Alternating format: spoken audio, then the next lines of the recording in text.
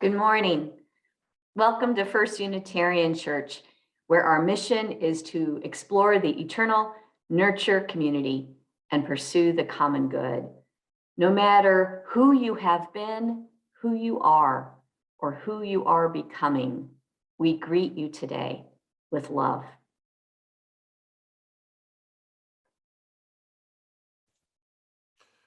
We light this chalice as a symbol of our sacred time together.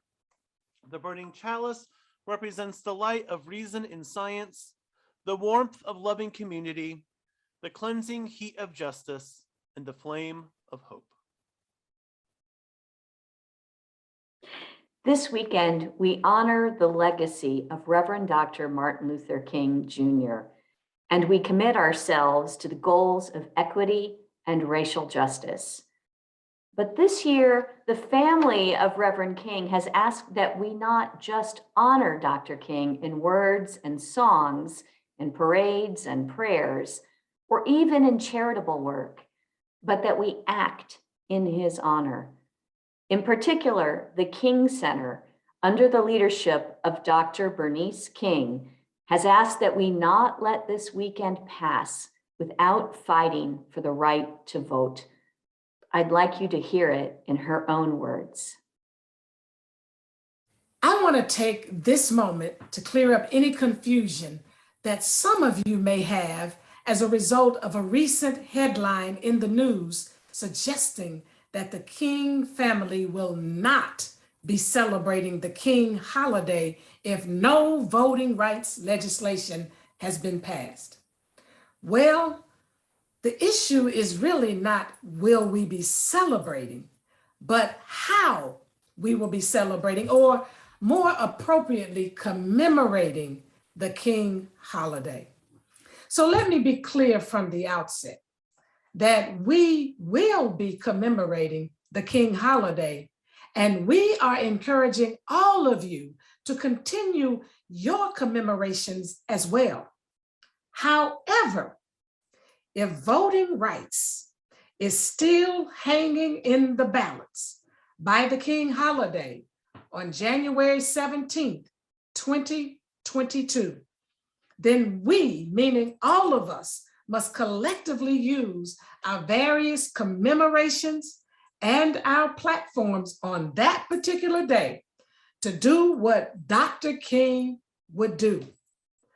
My father would speak and act in a way to ensure that this nation lives up to its promise of democracy by putting pressure on our United States Senate to bypass the filibuster. And instead of taking the King holiday off, they should make it a day on to pass the Voting Rights Act.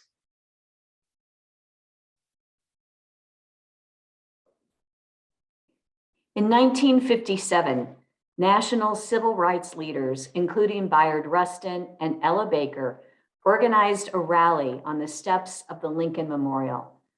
Reverend King spoke last that day, and he spoke about the critical importance of the ballot. In his address, he called for the president and the Congress to ensure voting rights for African Americans, and he decried the betrayal of justice on the part of leaders of both parties, the Democrats for capitulating to undemocratic processes, and the Republicans for, quote, capitulating to the blatant hypocrisies of the right wing, unquote. Of those who would prevent Black people from being able to vote, King said, quote, the denial of this sacred right is a tragic betrayal of the highest mandates of our democratic tradition. And so our most urgent request to the President of the United States and every member of Congress is to give us the right to vote, unquote. 65 years later, our country is again experiencing a sacred betrayal of the highest mandates of our democratic tradition. Across this land, poor people, people of color, working class people, and many others are effectively being disenfranchised as laws are passed in state after state, making it harder to vote and dismantling the very systems that have ensured safe and secure voting for decades, ever since the Voting Rights Act of 1965. A group of people who would rather destroy our democracy than lose their perks of patriarchy and their white privileges tried holding on to that power through violent insurrection. And when that didn't work, they latched onto a big lie and started stripping away the right to vote. And that tactic, it seems, just might work unless the people rise up and do something about it. We cannot wait for the perfect leader to come along, someone with the charisma and the brilliance and the soaring eloquence of a king. Action is required by all of us right now. As Lev Tolstoy pointed out a long time ago, great men don't make history. It is the combined actions of every person doing what they can that brings about true change. This is why today, on this Martin Luther King Sunday, instead of focusing on one great man, we're stepping back to look at some of the people behind the scenes of the civil rights movement. There are so many we could lift up, but today we'll consider just three: Ella Baker, Pauli Murray, and Bayard Rustin. Their stories remind us that the unsung heroes are still heroes, that no movement can succeed without the organizers, the planners, the foot soldiers, the lawyers, the teachers, the agitators. And their stories also remind us that our struggles are intersectional. That is, as we fight for the rights of one group of people, we must fight for the rights of all who are oppressed. It is only through combined intersectional struggle that we can all finally get free. Our opening hymn today our opening song is Don't Let It Get You Down by Neil Young, performed by Reverend Amy Carroll Webb of the River of Grass Unitarian Universalist Congregation.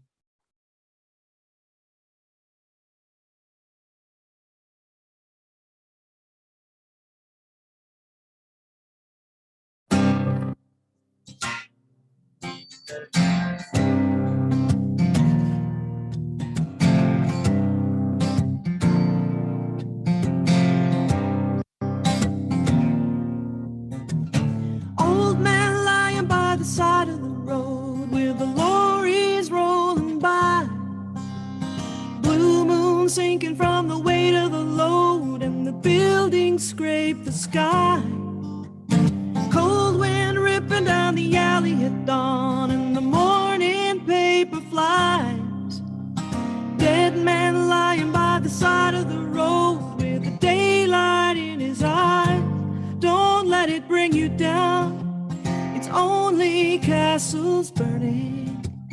Find someone who's turning and you will come around.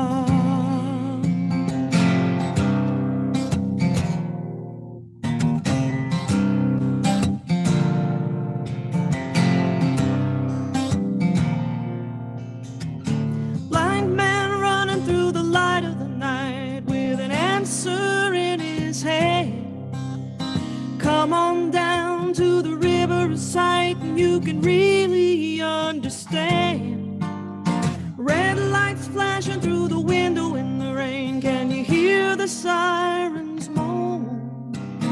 White cane lying in a gutter in the lane. If you're walking home alone, don't let it bring you down, it's only castles burning.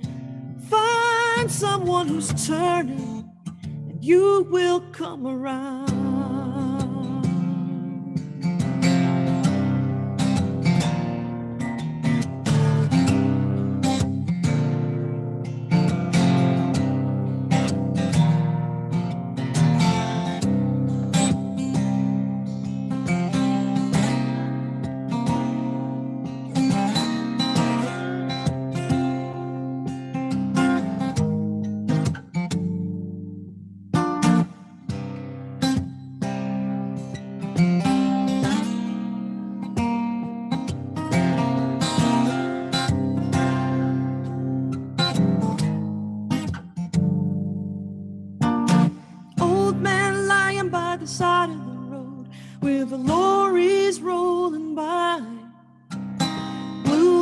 sinking from the weight of the load, and the buildings scrape the sky.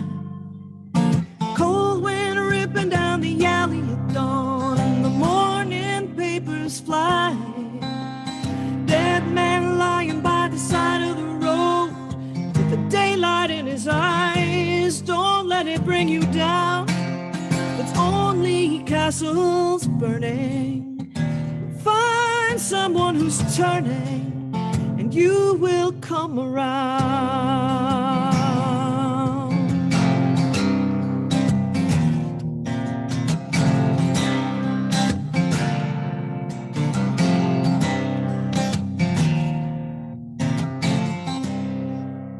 Don't let it bring you down. It's only castles burning. Just find someone who's turning, and you will come around.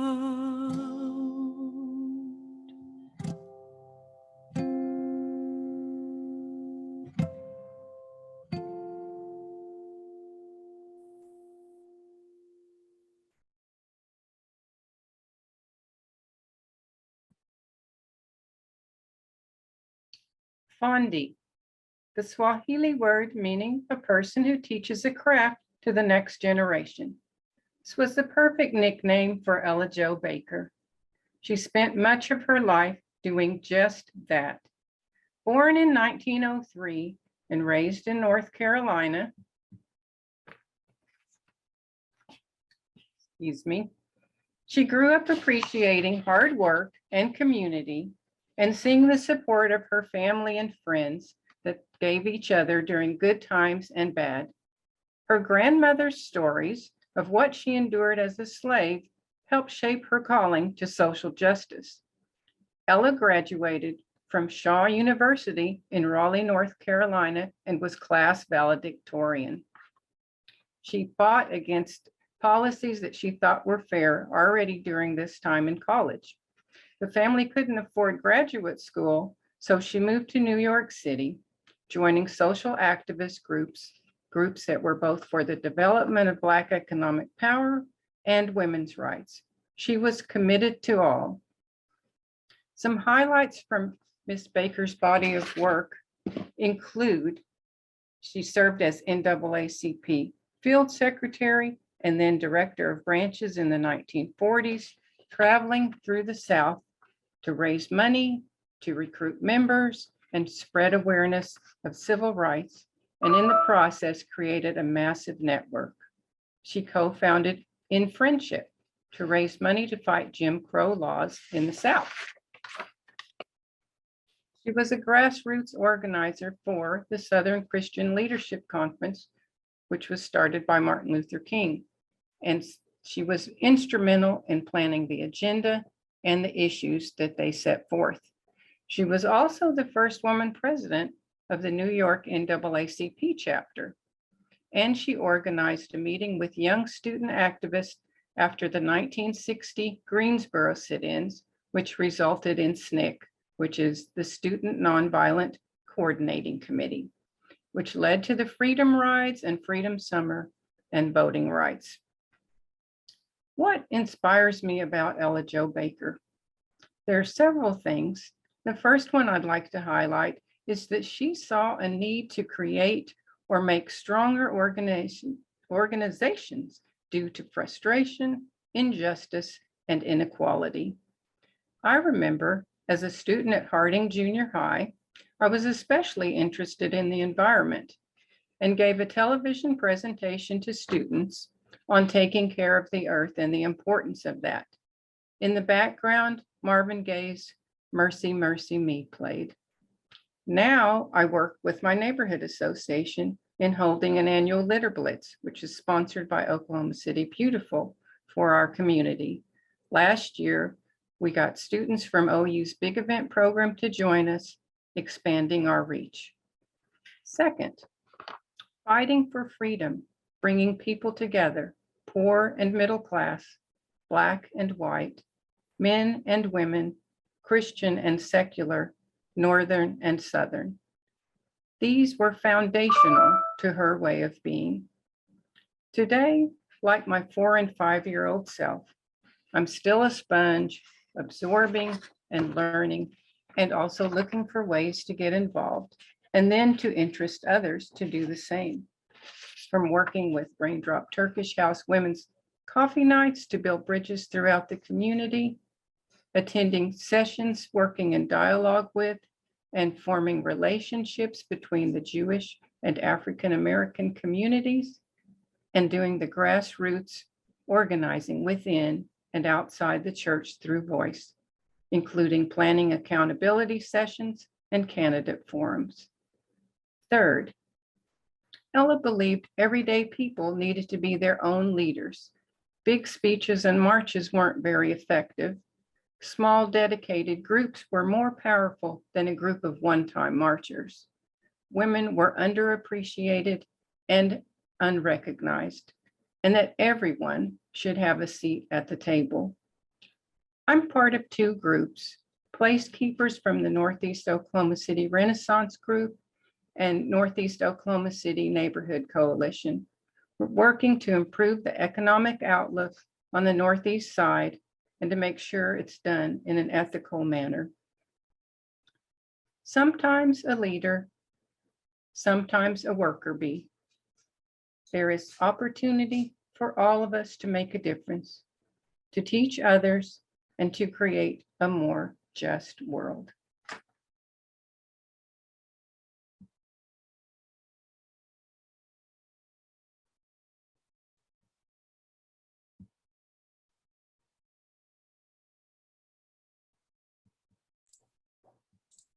Every Sunday, we take an offering. Since 2002, all the cash and designated checks from that offering have gone directly to external nonprofit organizations doing good work, our Change for Change partners. Last month, our Change for Change collections raised $2,730.50 in support of the Catholic Charities Refugee Resettlement Program. This money will be used to furnish an apartment for an Afghan family here in Oklahoma City. The housing navigator at Catholic Charities is currently looking for a family that will be a good fit for our church, and it's likely that we'll be paired with a family within the next week or so.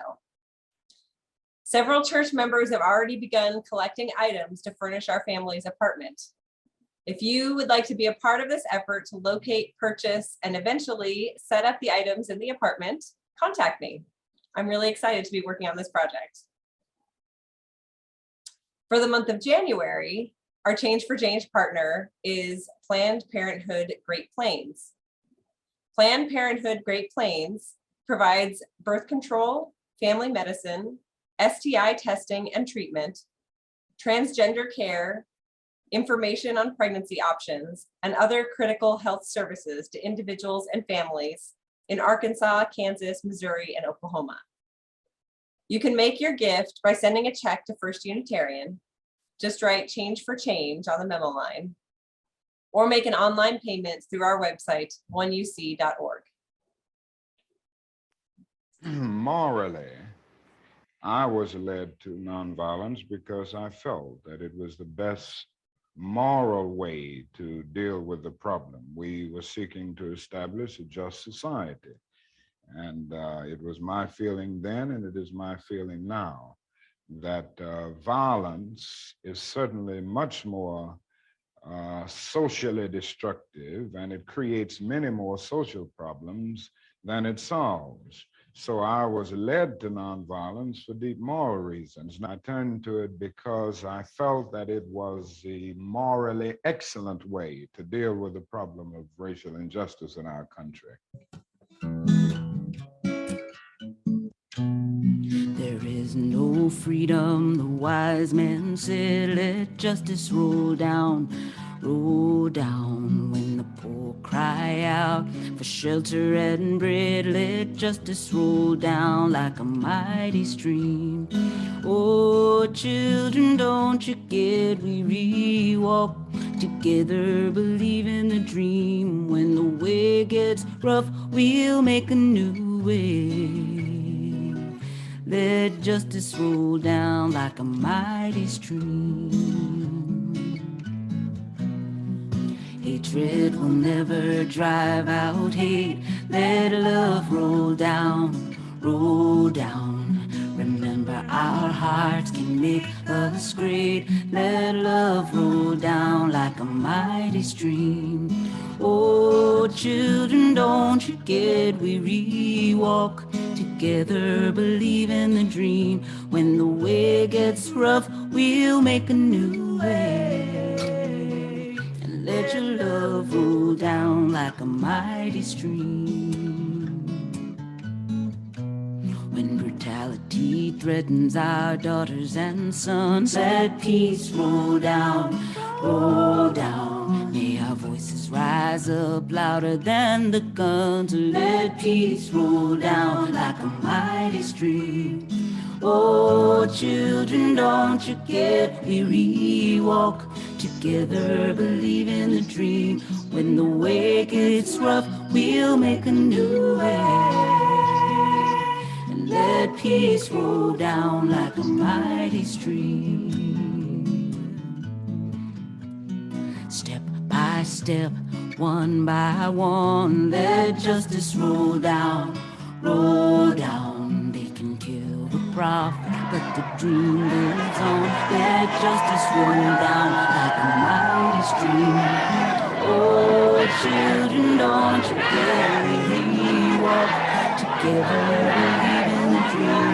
When the way gets rough, we'll make a new way. And let justice roll down like a mighty stream.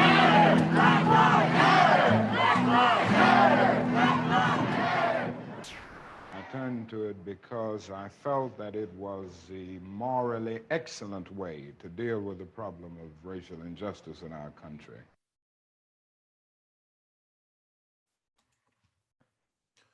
Bayard Rustin was born in Westchester, Pennsylvania in 1912, but raised by his maternal grandparents. His grandmother was a Quaker and also a member of the NAACP.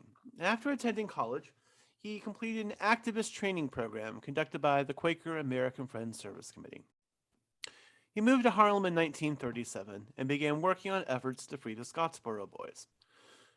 Rustin took a job with the Fellowship of Reconciliation and proposed a protest in D.C. in 1941 to protest racial segregation in the armed forces and discrimination in employment.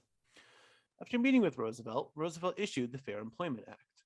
The march was canceled as a result, and Rustin traveled to California to help protect the property of more than 120,000 Japanese Americans who had been imprisoned in internment camps. Rustin was also a pioneer in the movement to desegregate bus travel. In 1942, he boarded a bus in Louisville, bound for Nashville, and refused to give up his second-row seat. The bus was stopped by police 13 miles north of Nashville, and Rustin was arrested and beaten, but released uncharged. Rustin later said, when reflecting on the experience, "It occurred to me shortly after that it was an absolute necessity for me to declare homosexuality, because if I didn't, I was part of the prejudice. I was aiding and abetting the prejudice that was a part of the effort to destroy me." In 1948, Rustin traveled to India to learn the techniques of nonviolent civil resistance directly from the leaders of the Gandhian movement. A number of people credit Rustin with introducing Dr. King to the techniques of nonviolent resistance. Rustin was arrested in Pasadena, California in January 1953 for having sexual activity with two men in a parked car. Originally charged with vagrancy and lewd conduct, he pleaded guilty to a lesser charge of, quote, sex perversion. This arrest was used by political opponents such as Strom Thurmond to attempt to discredit him and use the controversy to attempt to take down the civil rights movement. Rustin took a leave to help advise MLK on the bus boycott in Montgomery, and the two began organizing the Southern Christian Leadership Conference. They started organizing an attempt at a march on Washington, but a U.S. representative threatened to leak a complete fabrication and rumor that Rustin and MLK were having an affair if they continued planning the march, and they canceled those plans. But eventually, the famous March on Washington happened. Rustin was one of the most involved in behind-the-scenes organizing. He feared his issues would detract from the march, and indeed, Strom Thurmond had his arrest record entered into the Senate record. and Strom Thurmond used outing as a tool of political violence. Even though King supported Rustin, the NAACP chairman did not, and he did not want Rustin receiving any public credit for his role in planning the march because, quote, "We must not put a person of his liabilities at the head." Excuse me. Because of this conflict, Rustin served as the deputy for the march. However, Rustin still became known after a Life magazine article had a picture of him on the cover, identifying him as one of the leaders of the march. Rustin, for a while, was one of the most visible gay Black men in the country and doing important and impactful social justice work. But because he was gay, he was rarely given credit for his actions. They were happy to have his efforts behind the scenes making a difference, but weren't happy to have him be one of the faces of the movement just because of his sexuality. After the March on Washington, Rustin became more involved with the labor movement and other wider political movements, but he was never deeply involved with the gay rights movement. Rustin once said, quote, "I was not involved in the struggle for gay rights as a youth. I did not come out of the closet voluntarily. Circumstances forced me up. While I have no problem with being publicly identified as homosexual, it would be dishonest of me to present myself as one who was in the forefront of the struggle for gay rights. I fundamentally consider sexual orientation to be a private matter. As such, it has not been a factor which has greatly influenced my role as an activist." Later in life, Rustin became more conservative with his beliefs. In the early 80s, he decided to adopt his life partner because there were no other ways to get legal protections for gay partners back then. Rustin died in 1987. Looking back on his career, Mr. Rustin once wrote, "The principal factors which influence my life are 1. Nonviolent tactics, 2. Constitutional means, 3. Democratic procedures, 4. Respect for human personality, and 5. A belief that all people are one." Rustin's personal philosophy is said to have been inspired by combining Quaker pacifism with socialism and the theory of nonviolent protest popularized by Gandhi. But he was never allowed to make the difference he could have made, all because of his sexuality. Today, Rustin is remembered as the gay guy who helped with the March on Washington. But his life story is more complex, and what's often lost is how his sexuality was used as a weapon to try to stop his efforts towards equality. This is where I draw inspiration from. I know I felt like I needed to be behind the scenes before and to not be the public face of an effort, but needed to help make the effort happen. Yes, it's important work, but it's also an experience that can drain the spirit. So for this, Bayard Rustin, today we remember you, the challenges and violence you faced, the battles you fought for equality, and say thank you for fighting for us.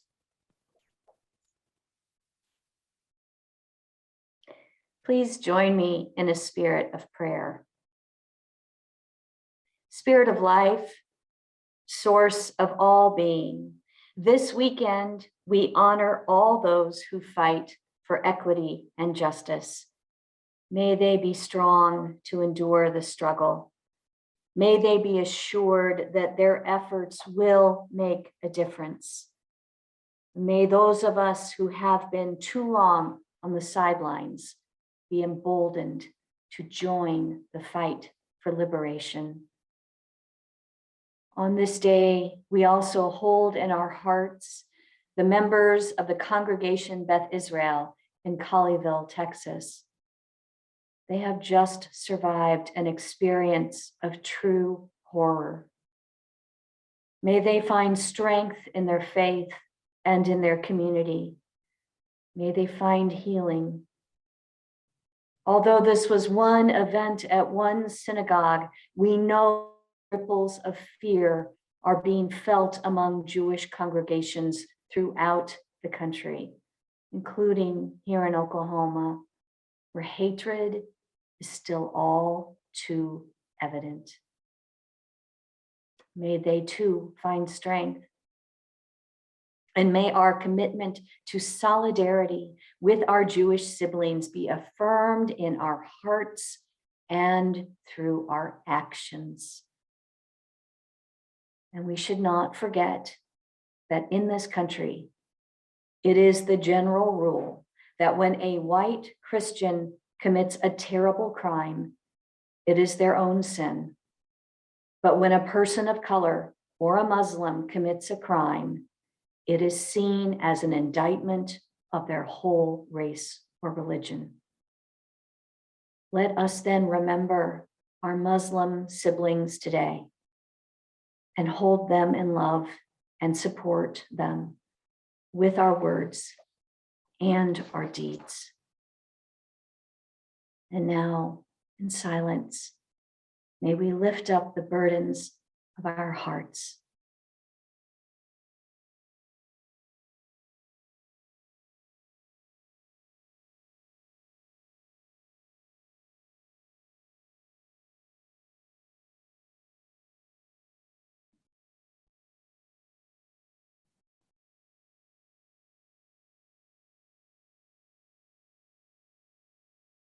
May it be so.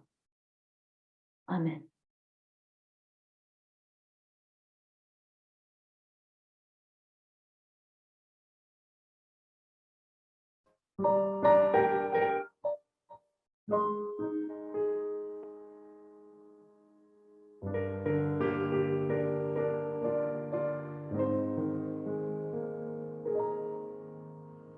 Why not every man?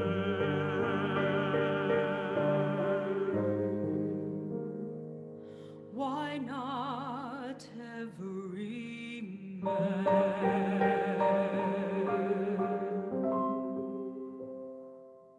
Why not every man?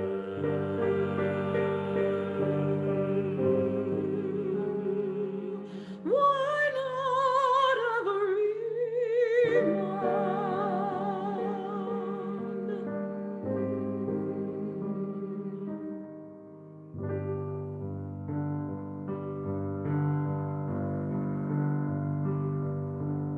Did my Lord deliver Daniel, deliver Daniel, deliver Daniel?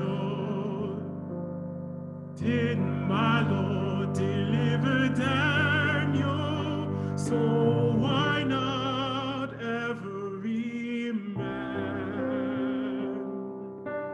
Did my Lord deliver Daniel, deliver Daniel, deliver Daniel? Did my Lord deliver Daniel? So why not every man? He delivered Daniel from the lion's den, Jonah from the belly of the whale, and the Hebrew children from the fiery furnace. Then why not every man? Why not every man?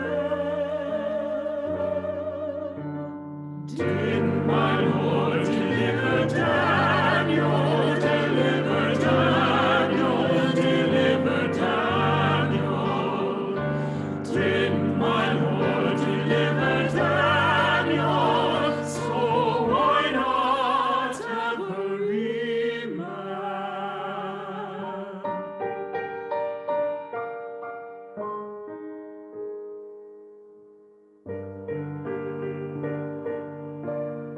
Why not every man?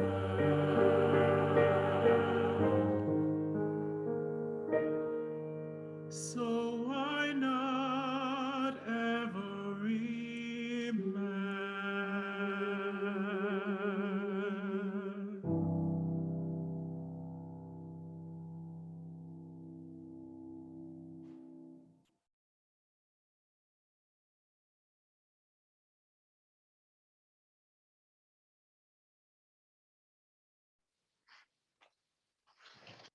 To the Oppressors by Pauli Murray. Now you are strong, and we are but grapes aching with ripeness. Crush us, squeeze from us all the brave life contained in these full skins. But ours is a subtle strength, potent with centuries of yearning, of being caged and shut away in dark and forgotten places. We shall endure to steal your senses in that lonely twilight of your winter's grief. Reverend Dr. Pauli Murray was a 20th century human rights activist, legal scholar, feminist, poet, labor organizer, and multiracial Black 2S LGBTQIA+ community member. Pauli was the first Black person to earn a JSD, Doctor of Science in Law, degree from Yale Law School, and the first Black person perceived as a woman to be ordained an Episcopal priest. Pauli was also one of the 12 founders of the National Organization for Women. Pauli's legal arguments and interpretation of the US Constitution were winning strategies for public school desegregation, women's right in the workplace, and an extension of the rights to 2S LGBTQIA+ people based on Title VII of the 1964 Civil Rights Act. Jane Crow and the Law, Sexual Discrimination, and Title VII, and Roots of Racial Crisis, Prologue to Policy, which have both proved profoundly influential in challenging the legal foundations of racial discrimination. During the 20th century, being openly queer in the United States was illegal and dangerous. In efforts to survive and maintain employment and housing, many queer, transgender, and gender nonconforming people were forced to repress or conceal their identities. Murray used she, her pronouns in written work, but lived at a time when more flexible or gender affirming pronouns usage wasn't widely accepted. We don't know how Pauli Murray would identify if they were living today or which pronouns Pauli would use for self-expression. When Pauli Murray attempted to receive gender-affirming medical care, including hormone therapy, they were repeatedly denied. Given the rigid enforcement of the gender binary, we do not, nor will ever know, Murray's true gender identity. What we do know is that Pauli Murray suffered lifelong battles with gender dysphoria as a result of biological essentialism, transphobia as a result of their gender identity, discrimination and criminalization of their gender expression, queer phobia as a result of their attraction to women in a body assigned female, sexism having been perceived as cisgendered woman, and racism having been a person of color in Jim Crow America. Murray's vision for a just and equitable world is found amongst their social justice tactics, legal strategy, speeches, letters, books, sermons, and poetry as models for ongoing activism aimed at dismantling the oppression faced well into contemporary society because of white supremacy, sexism, and oppression based on sexual orientation, gender identity, and gender expression. I say all of this today, honoring and appreciation for Pauli Murray and their extraordinary ripple through history that caused a tidal wave of truth and love towards the inherent dignity and worth of all human beings. Thank you.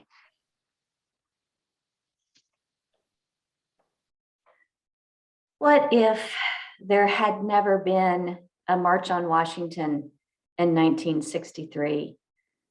Would we still know about Martin Luther King's dream? What if Thurgood Marshall had lost the Brown versus Board of Education case due to a lack of legal research and deeply considered argument against the validity of separate but equal? What if hundreds of young Black leaders from the South had never organized and there were no freedom rides, no massive Black voter registration campaigns? What if there had been no precedent and no plan for Rosa Parks to refuse to give up her seat? What if the civil rights movement had not been nonviolent? What if everything had been different? Where would we be today? Tomorrow, many of us will have a vacation. Some of us will participate in parades or silent marches. Some of us will volunteer to help at shelters or other community organizations. And all of this will be a way of recognizing the great work of a great man, Reverend Dr. Martin Luther King Jr. And it is good and right that we do this. But it is also so important that we remember no man is a movement. No one person changes history. When our governor rings that bell tomorrow, will he ring it in honor of the radical king who fought against racism, militarism, and materialism? Will he ring it in honor of the many thousands of people who have throughout our country's history fought on the side of equality and justice, racial, economic, reproductive, gender, disability, indigenous, queer justice? Or will he ring it in honor of one man, a whitewashed version of that man who just wanted integration? I fear I know the answer to that question. It is good that we commemorate the real Martin Luther King this weekend, but it is more important that we honor the movement of which he was one part.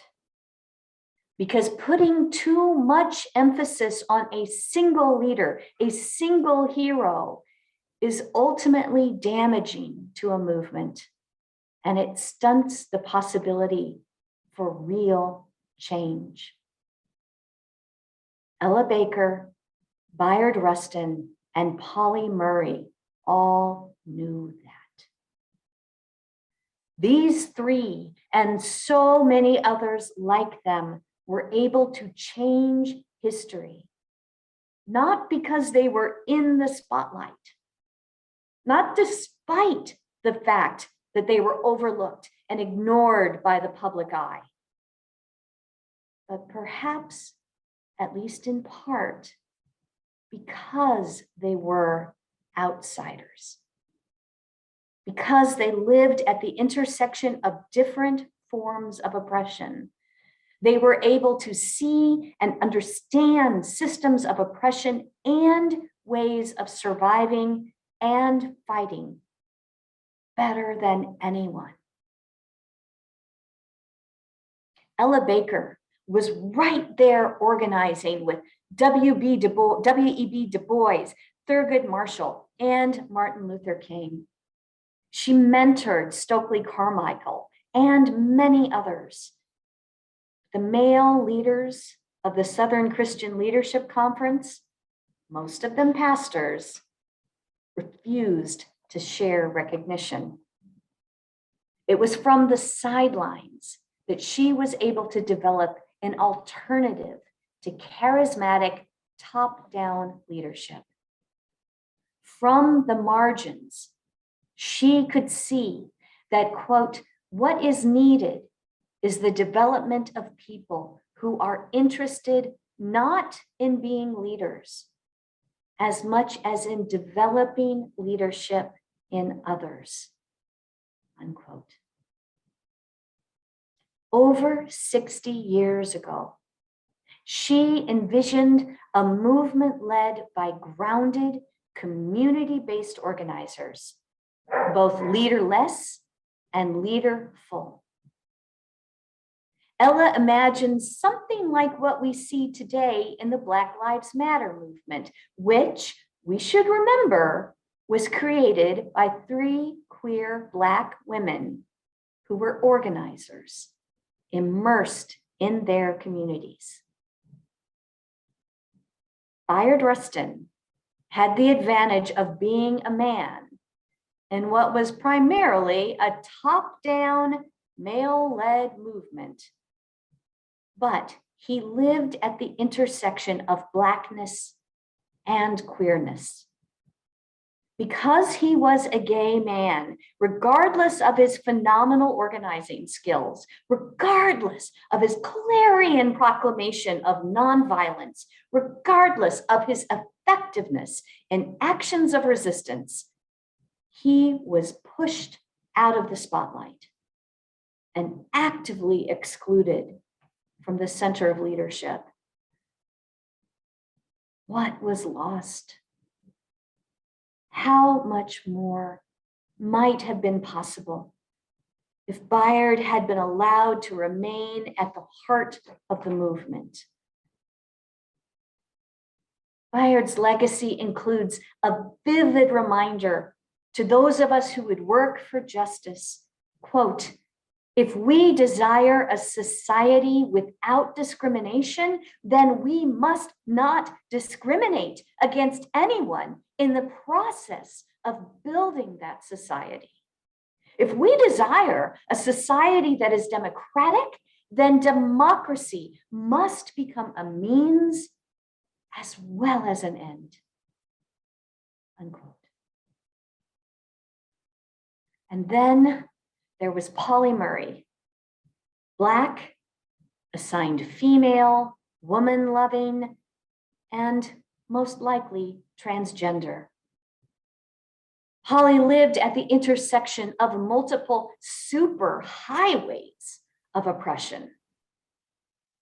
They once said, quote, "If anyone should ask a Negro woman in America what has been her greatest achievement, her honest answer would be, 'I survived,'" unquote. And yet Pauli did so much more than survive. They wrote what Thurgood Marshall called the Bible of civil rights litigation. They influenced the highest level of power, maintaining a lifelong friendship with none other than Eleanor Roosevelt. They mentored leaders like Marion Wright Edelman and Eleanor Holmes Norton. They accomplished all of this despite the impediments of multiple oppressions. And they accomplished all of this, perhaps at least in part, because they so deeply understood the intersectionality of oppression. As they wrote, quote, "When my brothers try to draw a circle to exclude me, I shall draw a larger circle to include them. When they speak out for the privileges of a puny group, I shall shout for the rights of all humankind." Unquote. The rights that Ella, Bayard, Pauli, and Martin, and so many others fought for, are currently under attack. There are people in positions of power at all levels of government who would love to see voters disenfranchised, especially Black voters and other voters of color. There are people in positions of power who would dearly like to see the clock turned back to the 1950s, a time of racial segregation and the silencing of women, Indigenous people, people of color, and queer and trans people. If we celebrate Martin Luther King Day without actively fighting for voting rights for all Americans, then we, my friends, we are making a mockery of Dr. King's legacy. We are not just forgetting, but denying the life work of people like Ella Baker Bayard Rustin, and Pauli Murray. We are living at a pivotal moment in our nation's history. Will we find excuses for inaction? Will we claim that we are too old or too young, too busy, too shy, too insignificant to make a difference? Or will we remember the legacy of Ella, Bayard, Pauli, and others who faced sky-high barriers and just kept fighting? As a minister, it is my role to be a pastor to this congregation and to offer you care when you are hurting. But it is also my responsibility to call you to action. And so I am calling you to action right now. Because this is a virtual service, I know you can get online. So as soon as this service ends, I charge you with Googling the vote. The vote. And there at the top of the page, you will find a link that says, tell your senators to pass voting protections now. Click on that link and you will find a detailed description of the Freedom to Vote Act from a UU perspective. Scroll down, and toward the bottom of the page, you'll find in red a link that says click here. It's kind of hard to find. They could have done a better job of highlighting that. You have to scroll down and look for it, but it's in red and it says click here. Click on that and you will receive a phone call that will then connect you directly to your senators. I ask you to make that call as soon as this service is over, and then join us for coffee hour and tell us how those calls went. And maybe it won't make a difference in the end, but to paraphrase Bayard Rustin, justice does not require us to achieve any of the good tasks that humanity must pursue. What is required of us is that we not stop trying.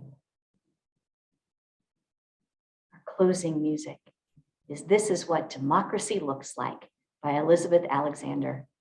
I invite you to sing along at home. 1, 2, let's go. 1, 2, 3, and together all to be right. We know that we are strong in mind. We exercise our rights, but stand for more. That's right, the proud time starts to stand over.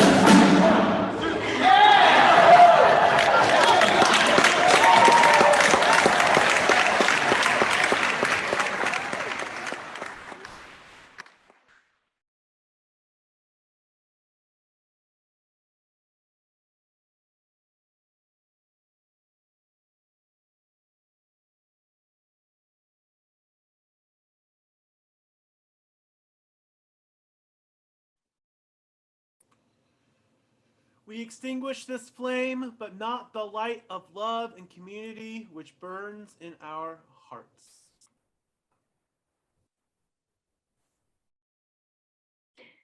Go now and be the angelic troublemakers that Bayard Rustin called us to be.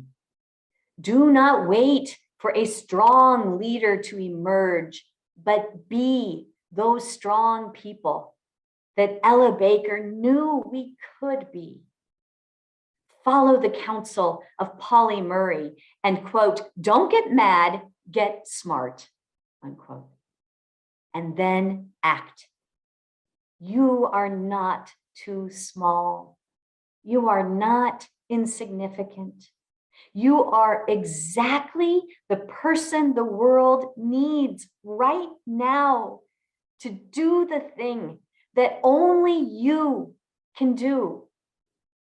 Make that phone call, organize that event, mentor that young leader. Only you know what you personally are called to do.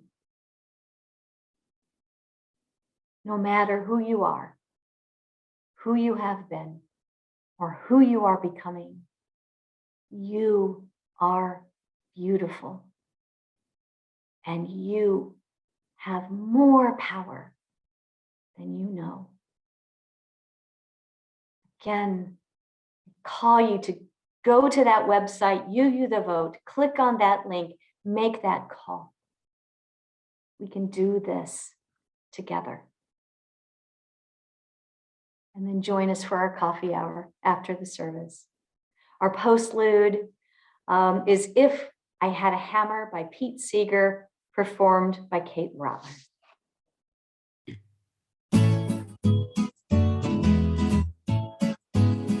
If I had a hammer, I'd hammer in the morning, I'd hammer in the evening, all over this land. I'd hammer out danger, I'd hammer out a warning, I'd hammer out love among all of my siblings, all over this land. Ooh, if I had a bell, I'd ring it in the morning, I'd ring it in the evening, all over this land. I'd ring out danger, I'd ring out a warning, I'd ring out love among all of my siblings, all over this land. Ooh, if I had a song, I'd sing it in the morning, I'd sing it in the evening, all over this land. I'd sing out danger, I'd sing out a warning, I'd sing out love among all of my siblings, all over this land.